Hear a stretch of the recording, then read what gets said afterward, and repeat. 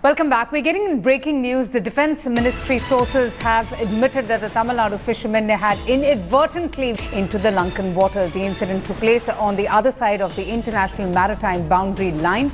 The shooting allegedly by the Lankan Navy took place as well approximately at 11 p.m. yesterday. A report is still awaited from the High Commission. A bullet injury in the neck of the deceased has been found. However, the Sri Lankan Navy has still not owned up yet, and they have promised for a thorough investigation. Jugal, just give us more details. I just last read that the Sri Lankan Navy and the government said that there will be a full and thorough investigation. But what are you hearing from the Defence Ministry sources? Well, Avantika, the Defence Ministry actually comes into the picture because the Indian Navy and the Indian Coast Guard, two primary agencies which deal with the Sri Lankan side, are involved on the ground. Now, the critical aspect here is that there is a report which the mission, India's mission in Colombo, has to file on this issue, and it has to be shared with the Defence Ministry and the MEA. That report as of now has not come, but what we do know is that our fishermen had crossed over to the other side, that is on the Sri Lankan side of the maritime boundary, which is where firing took place. The Sri Lankan Navy as of now has not owned up to it, which means that we technically cannot point fingers at them till the time there is a proof of that, which is not available. However, there's a neck injury, and insofar as the report is awaited from the Indian mission there, it will be very difficult to say anything beyond. But I'm being given to understand that on account of the fishermen crossing over to the Sri Lankan side and this extremely unjustified firing incident taking place, a shot directly in the neck is what killed this fisherman.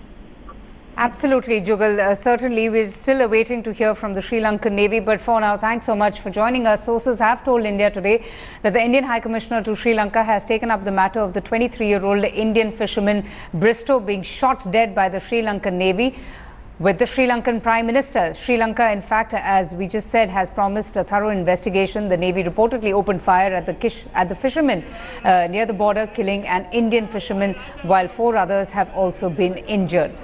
23-year-old Bristow's death has triggered widespread protest and outrage, especially from the fishermen community and activists as well. The fishermen in Rameshwaram, in particular, have raised a number of demands by the government before they accept that the killed fishermen's mortal remains.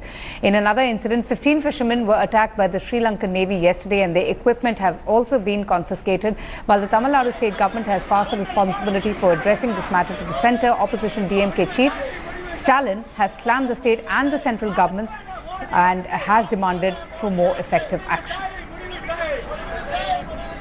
உடனடியாக இந்திய அரசு தான் இலங்கை கடற்படைக்கு பயிற்சி கொடுக்குது, பணம் கொடுக்குது, கப்பலை பழுது பார்ப்பதற்கு பல்வேறு வகையான உதவிகளை செஞ்சுக்கிட்டு இருக்கு. இந்திய அரசு உடனடியாக இலங்கையினுடைய நட்புறவை துண்டிச்சு தமிழகத்தில் இருக்கக்கூடிய இலங்கை தூதரகத்தை வெளியேற்றணும், சிங்கள ராணுவத்தின் மீது கடுமையான கண்டனத்தை தெரிவிக்கணும்னு தமிழக வாழ்வுரிமை கட்சியின் சார்பாக நாங்க போராட்டத்தை நடத்திட்டு இருக்கோம். After the fishermen were arrested from Rameshwaram, there have been very few fishermen going out into the sea. This group of fishermen were in Dhanushkodi when the Sri Lankan Navy cornered them and they opened fire on them. When they tried to escape, they followed them and continued firing near the border. When they tried to hide, they followed them and then they shot this fisherman called Brito. They shot him in the neck and he's dead. I'm going to go straight across now to Smita Sharma for more on this. Smita, this is a recurring issue. The Indian fishermen or even the fishermen from the other side, from Sri Lanka, finding themselves in the neighbour's territory, often languishing in jails or being shot at. I just want to understand from you that, the maritime boundaries are well established. Everybody knows about it. Then what really is the matter? The maritime boundaries, Avantika, might be well established actually for the officials, but as far as the fishermen are concerned, one has to understand that they're really not following the satellite images or the pictures per se. The Sri Lankan side, in fact, often comes up with the complaints saying that, it's a question of their livelihood of their fishermen as well. And the Indian fishermen go into deep waters, into Sri Lankan territories.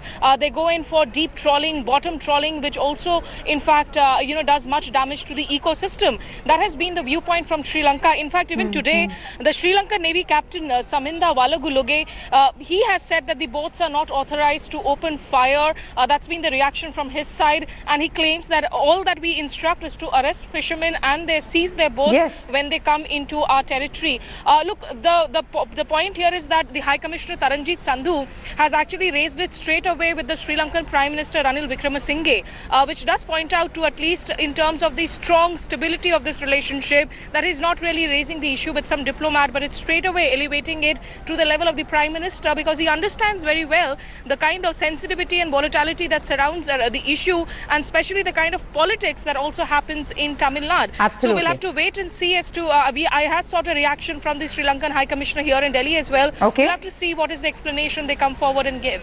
Absolutely. Smita, we'll wait for that reaction for now. Thanks so much for joining us.